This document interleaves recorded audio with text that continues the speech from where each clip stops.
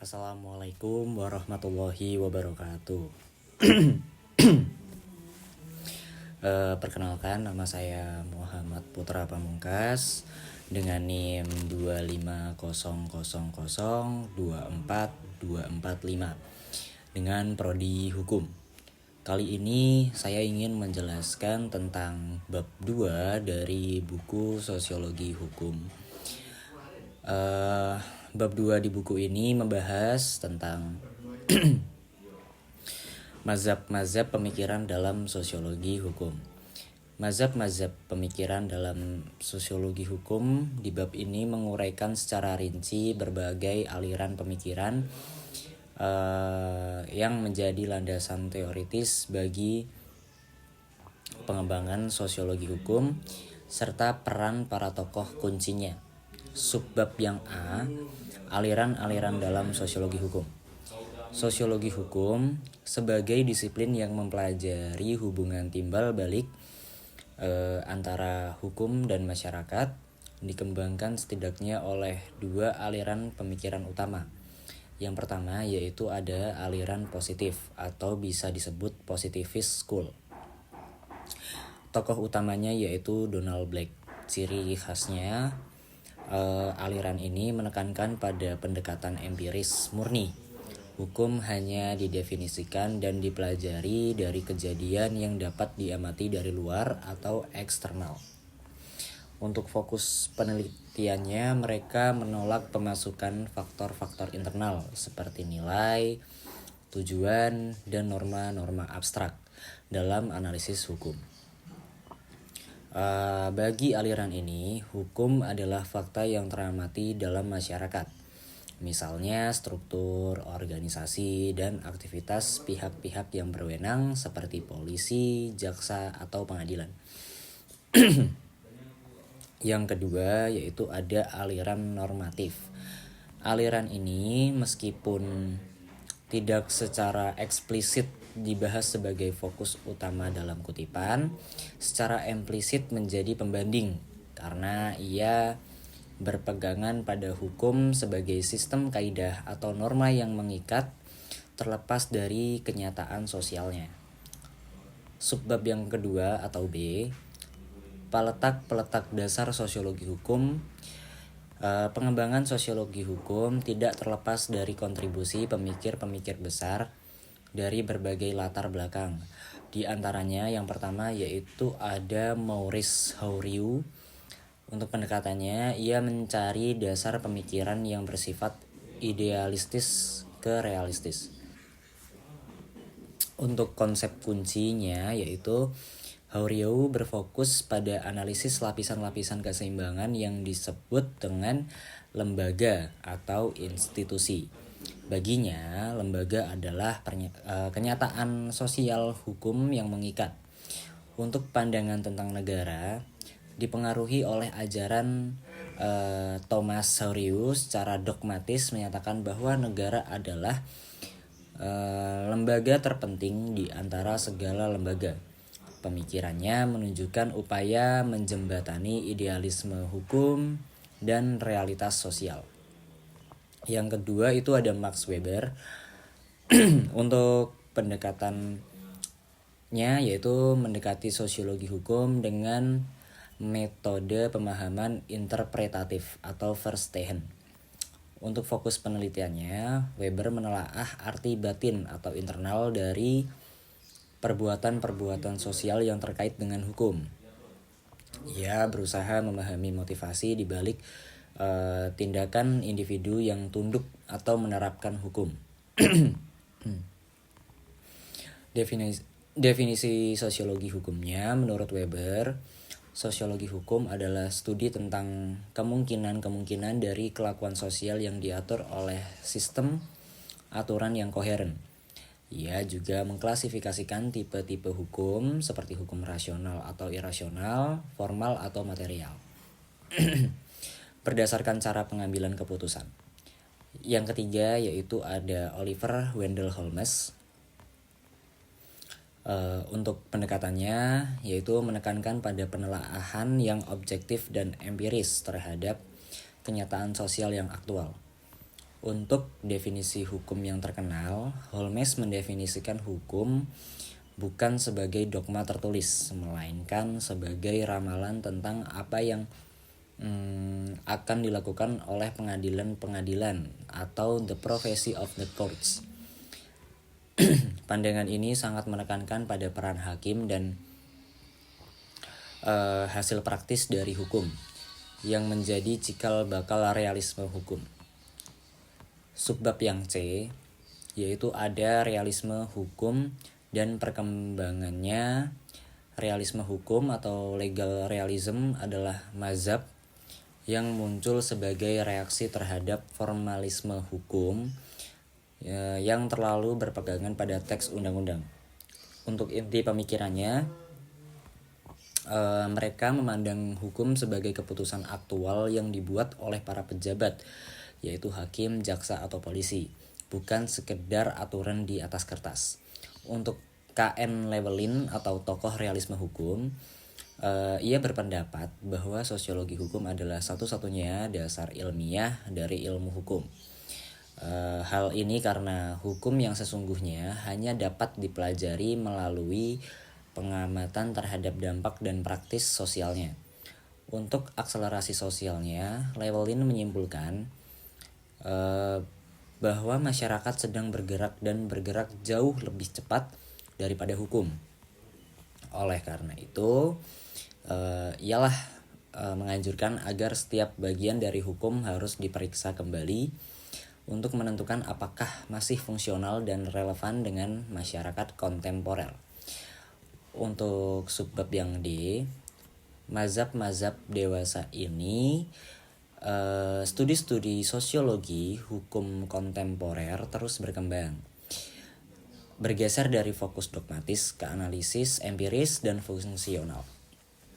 Untuk fokus di Perancis, penelitian modern, misalnya di Perancis, berfokus pada penguraian percobaan hukum dan studi mengenai corak-corak khas hukum, serikat-serikat dagang yang seringkali berlawanan atau independen dari hukum negara. Dari Maximo Lorey, contoh tokoh kontemporer yang karyanya berbasis pada pengamatan deskriptif dari corak ragam empiris dan tidak lagi dipengaruhi oleh kecenderungan dogmatis hukum positif tradisional.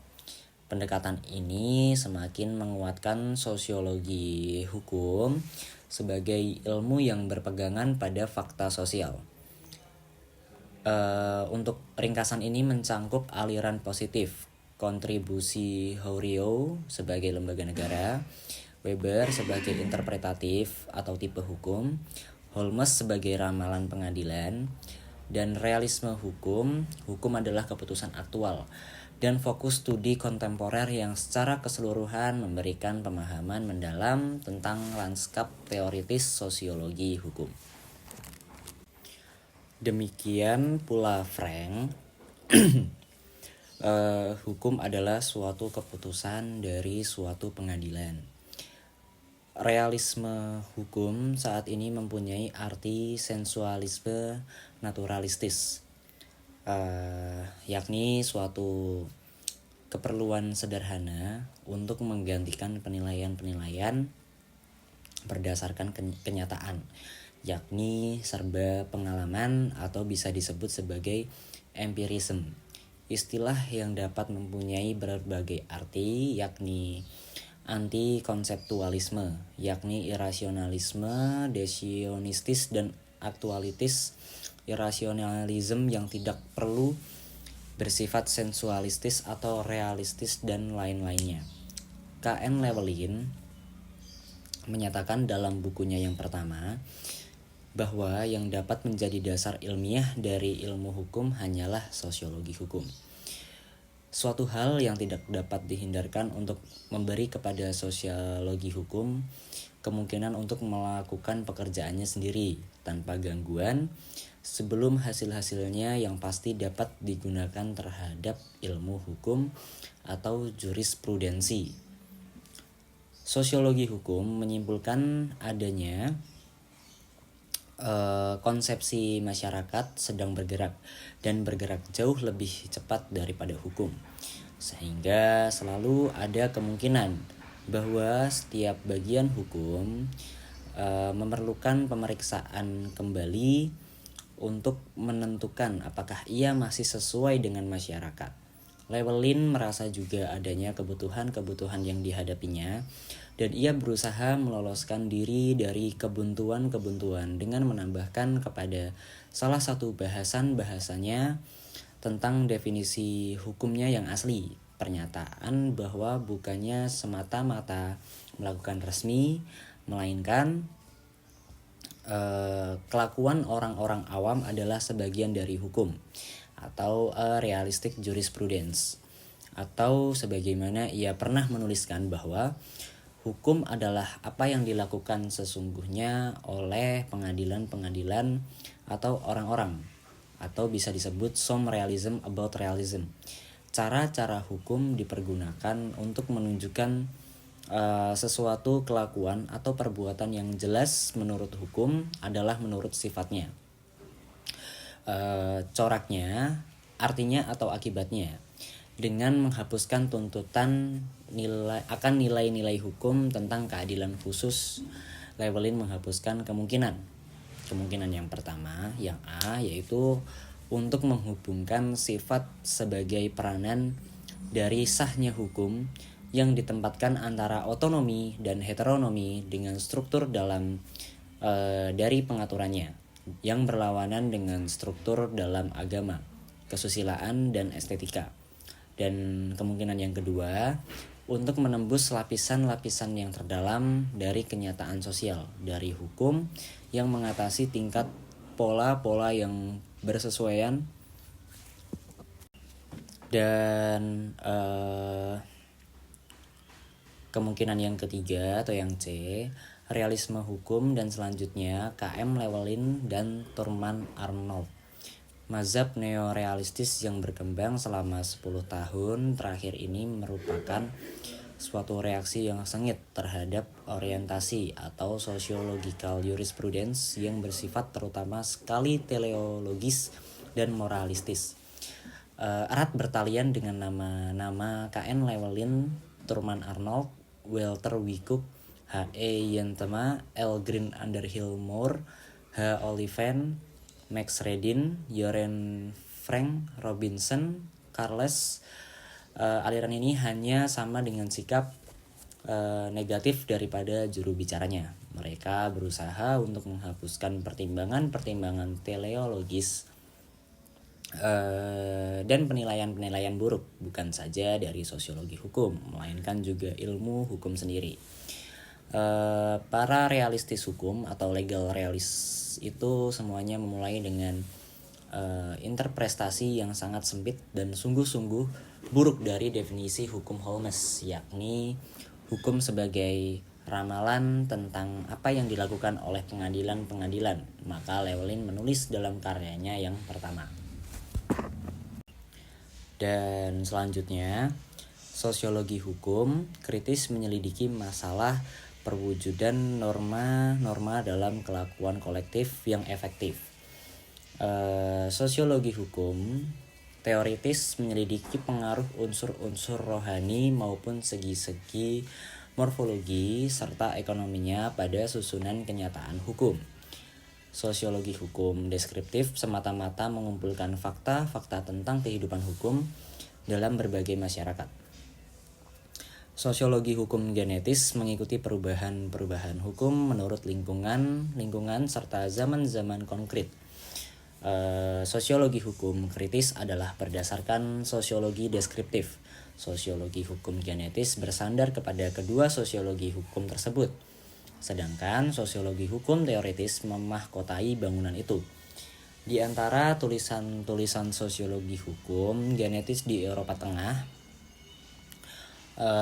yang diterapkan pada masyarakat dewasa ini harus dicatat secara khusus karya seseorang dari Austria, Karl Renner, yang berjudul Die Rechtsinstitut des Privatrecht un ihre sociale function pada tahun 1922 yang rencananya terbit dengan judul Die Soziale Funktion des Rechts pada tahun 1904 dalam Marx Student jilid 5. Buku ini menentang kerangka hukum yang tidak dapat diubah-ubah dengan akibat-akibat ekonomi serta sosialnya di bawah pemerintah kapitalisme.